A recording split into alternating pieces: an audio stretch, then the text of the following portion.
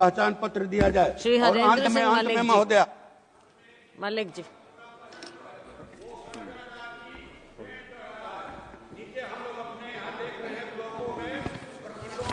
धन्यवाद आदरणीय सभापति जी, आपने मुझे इस बजट पर बोलने का मौका प्रदान किया।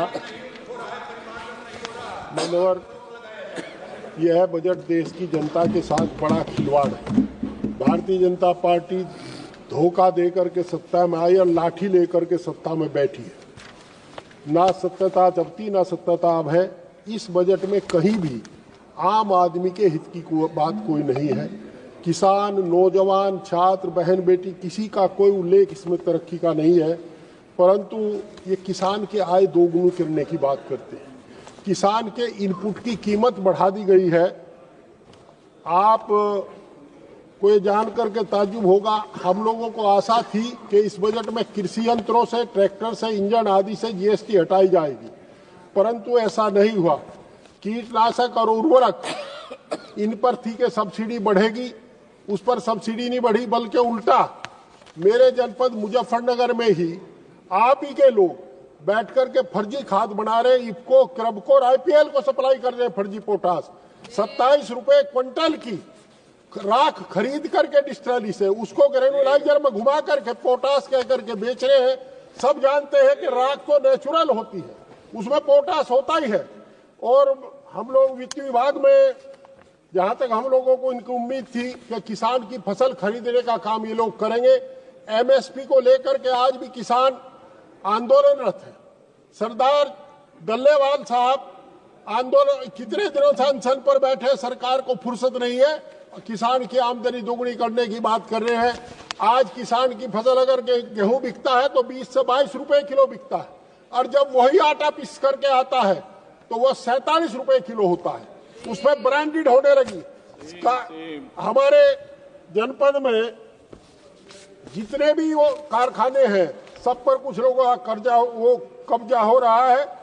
सरकार न मजदूरों के हित की बात कर रहे हैं। मनरेगा में मजदूरी 270 रुपए, मजदूर 450 रुपए मिलता है। मजदूरी पश्चिम उत्तर प्रदेश में 200 रुपए की मजदूरी इन्होंने रखी है। तो ये सब फर्जी आंकड़े हैं इनका। आज की तारीख में अमीर और अमीर हो रहा है, गरीब और गरीब हो रहा है। जहां तक नौजवानों को रोजगार की बात है, बैंकों की स्कीम लाते हैं, बैंक में तो खुद ही उतना ही भ्रष्टाचार है जितना सरकार में। आज सच्चाई यह है कि सरकार में बैठे लोग धनाटे होते जा रहे हैं। 3 एकड़ के किसान 5-4 हजार करोड़ के आदमी हो गए। ये इस सरकार का ही कमाल है। छात्रों की शिक्षा की बात की, आजादी की लड़ाई में जो आजादी के मतवाले थे वो कहा करते थे कि सिंचाई मुफ्त होगी, शिक्षा मुफ्त होगी, दवाई मुफ्त होगी। पर आज शिक्षा को इन्होंने गरीब के, किसान के बच्चों के हाथ से किताब छीन ली है। मेडिकल की शिक्षा हो, इंजीनियरिंग की शिक्षा हो, अन्य प्रोफेशनल कोर्स की शिक्षा हो, वो शिक्षा बहुत महंगी हो गई है। अब केवल गरीब का, किसान का बच्चा अदानी अंबानी के मजदूर पे बनेगा, ऐसा सरकार की नीति है। हमें ये उम्मीद थी कि इस बजट में सरकार कर्मचारियों की पुरानी पेंशन बहाल करने का काम करेगी, परंतु ऐसा कुछ नहीं हुआ है। और पश्चिमी उत्तर प्रदेश आज कैंसर, हृदय रोग से बहुत ज्यादा ग्रस्त है, और वो प्रदूषण के कारण है। पर सरकार आंख मूंदे बैठी है। ऐसा कोई गांव नहीं जिसमें 8 से 10 तक कैंसर के मरीज ना हो। हम लोगों की बार बार मांग करने के बाद भी हम मांग करते रहे कि आप कम से कम पश्चिमी उत्तर प्रदेश में मुजफ्फरनगर में कैंसर के अस्पताल खोल दें। आज इन्होंने डिटेक्शन सेंटर की बात की है, डिटेक्शन सेंटर की, पर ये जमीन पर कब तक आएगा जब तक आधी आबादी कैंसर से मर चुकी होगी। आप कैंसर क्यों फैल रहा है, हृदय रोग क्यों फैल रहा है, पक्षघात क्यों है, इसकी जांच कराने की बात नहीं कर रहे। एम्स में जो मरीज आता है, हमारे यहाँ का बड़ा किराया खर्च करके आता है, उसे 1 साल से लेकर के 2 साल तक का समय मिलता है, और जब तक उसकी बीमारी का इलाज होने का समय आता है तब तक उसकी जीवन लीला समाप्त हो जाती है, वो मोक्ष को प्राप्त हो जाता है। हमारा जनपद एनसीआर में, सभापति, जब से हमारा जनपद एनसीआर में, हम लोगों का जीवन दूभर हो गया। कोई छूट नाम की, कोई विकास का काम मुजफ्फरनगर में नहीं हुआ, शामली में नहीं हुआ। अलबत्ता इतने प्रतिबंध लग गए, किसान ट्रैक्टर 15 साल का नहीं चला सकता, किसान ट्रैक्टर आदमी कोई कार नहीं चला सकता। हमारी मांग है कि इस एनसीआर से हमारा पंडा छोटो, हमें महाभियोग लगता है, महाबीमारी लगती है, इसे एनसीआर से बाहर कर दे या इन प्रतिबंधों को हटा दो। उद्योगों पर प्रतिबंध है। दूसरा, इसके साथ साथ एक रैपिड रेल चली, उम्मीद थी, बड़ी चर्चा हुई कि मुजफ्फरनगर तक जाएगी। हम मांग करते हैं कि मेरठ के बजाय उसे सहारनपुर तक चलाइए, बिजनौर भी भेजिए। तो रैपिड रेल चलाने की बात नहीं कर रहे। जहां तक बच्चों की बात करते हैं, ये कहते हैं बेटी पढ़ाओ बेटी बचाओ। अयोध्या की बेटी के साथ क्या हुआ? बहन बेटी सुरक्षित नहीं है। बार बार ये कहते हैं, उसका उल्टा करते हैं। हमने मांग की थी, हमें अपेक्षा थी कि गांव गरीब की बेटी, किसान की बेटी इस शहर में आकर के स्कूल में शिक्षा प्राप्त कर सके। इसके लिए आप छात्रावास की व्यवस्था करेंगे। छात्रावास नहीं है, गांव में उच्च शिक्षा के संस्थान नहीं है, शहर में छात्रावास नहीं है। ऐसे में हम क्या करेंगे? ये हमारी समझ से परे का मामला हो रहा है। और बच्चे, लड़कियां पढ़ने से रह जाती है। कैंसर का 1000 बेड का अस्पताल लखनऊ में बना खड़ा है, परंतु बदकिस्मती है कि सरकार राजनीति के फेर में आकर के उस अस्पताल में डॉक्टर नियुक्त नहीं कर रही, क्योंकि अस्पताल समाजवादी सरकार ने बनाया था, आदरणीय अखिलेश यादव जी ने बनाया था। और बड़ी बहादुरी के साथ, हालांकि पंकज जी बैठे हैं, चौधरी जी, इनके साथ ही जाती है।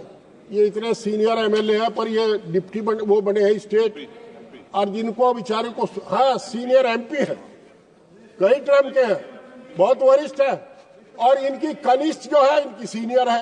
ये इन्होंने काम किया। ये कह रहे किसान को 3 लाख से 5 लाख का कर्जा दे दिया। बाबा, हम कहते हैं किसान को कर्जा मुक्त करो। आपने किसान को कर्जा के जाल में फंसा करके अपना गुलाम बना लिया। आज कोई किसान ऐसा नहीं है जिसकी जमीन बैंक में न रखी हो। मेरा आपसे अनुरोध है, आदरणीय चौधरी जी, आप भी सोच लो, आप भी किसान हो। वैसे तो मसाले का बहुत काम है, पर मैं कह रहा हूं किसान भी है। आप किसान का जब क्रेडिट कार्ड का बिल वो रिन्यूअल कराता है, उसको 2 मिनट सभापति जी, उनको अपना सारा पैसा जमा करना पड़ता है। और कौन सा व्यापार है वो सारा सामान बेच करके पैसा ले आएगा? सब जानते हैं। बैंकों के बाहर दलाल बैठे हैं, वो उससे 10 रुपए रोज पे 100 रुपए देते हैं। अगर आप जिस तरह दुकानदार की सीसी लिमिट रिन्यूअल होती है, इसमें तो कोई वित्तीय भार नहीं पड़ रहा। किसान का क्रेडिट कार्ड भी 3 साल के लिए उसी तरह रिन्यूअल कर लो, ब्याज जमा करा दो, तो शायद अच्छा रहेगा। किसान की लूट बचाने के लिए कुछ तो प्रयास आपको करना पड़ेगा। प्रधानमंत्री ग्रामीण सड़क योजना है, 5 साल की गारंटी है, जो 3 साल पहले बनी थी उसको टूट करके गड्ढे हो गए, कोई उसे देख नहीं पाता। NHI में काम हुआ, परंतु मैं एक अनुरोध करना चाहता हूं। NH 58 जो दिल्ली से देहरादून मार्ग है, उसमें जब चलते हैं, मेरठ पार करते हैं, एक्सीडेंट होने शुरू हो जाते हैं। आपका जड़ोदा के पास, संधावली के पास, महल्ला के पास, कुकड़ा के पास फ्लाईओवर ब्रिज बनने बिना काम नहीं चलने वाला, परंतु कोई देखने सुनने वाला है नहीं। सब ठेकेदार इनकी कृपा पर जाते हैं और लूट खसोट करके चले आते हैं। मुजफ्फरनगर करनाल, जो ये मुजफ्फरनगर, हमारी मांग है, हरियाणा का और पश्चिम उत्तर प्रदेश का रोटी बेटी का रिश्ता है। हम आपके माध्यम से सरकार से अनुरोध करते हैं कि करनाल से बिजनौर तक वाया शामली मुजफ्फरनगर और पानीपत से मेरठ तक एक ट्रेन रूट बनाया जावे, ताकि पश्चिम के लोग भी वहां रह सके, वो जा सके। मेरा आपके माध्यम से अनुरोध है कि सरकार जब उत्तर भाषण, हमारे वित्त मंत्री जी उत्तर भाषण देंगे, तो इन बातों का समावेश करें। इन पर कुछ कहे, मने करे या हाँ करें, कुछ तो कहे। बहरहाल भकाना छोड़े और सरदार दल्लेवाल का पता कर लो। और मेरा अनुरोध यह भी है कि जिन लोगों ने किसान आंदोलन में आंसू गैस के गोले छोड़े थे हरियाणा पंजाब बॉर्डर पर, उनको चिन्हित करके उनके विरुद्ध मुकदमे दर्ज कराए जावे, पूरे अधिकारियों को सस्पेंड किया जाए। बहुत बहुत धन्यवाद।